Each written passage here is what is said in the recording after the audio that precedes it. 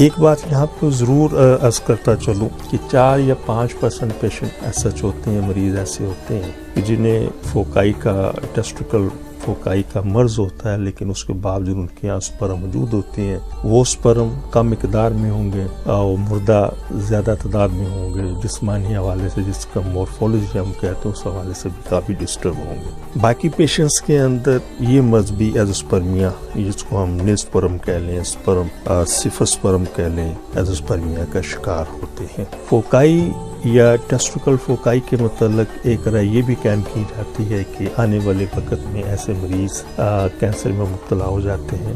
تو بڑی تحقیق اور ریسرچ ہوئی ہے اس مرض کے اوپر، تو ایسا موسٹلی ایسا ہرگز نہیں دیکھا گیا. ہاں ایک بات ضرور ہے کہ اگر یہ مرض مکمل طور پر سیمنل ویسلز پر ہو جائے، یعنی کہ تمام کے تمام سیمنل ویسلز اس سے متاثر ہو جائے، تو پھر کہیں جا کر پوسیبلٹی ہے، کنفرم نہیں ہے، اس کے بھی چانسز کم ہے. تو ہم اس کو میڈیکل پوائنٹ آف ویو سے چیز کو بڑی شدت کے ساتھ رد کرتے ہیں کہ ٹیسٹیکل فوکائی کینسر کا باعث بنتی ہے. یہ ایک الگ چیز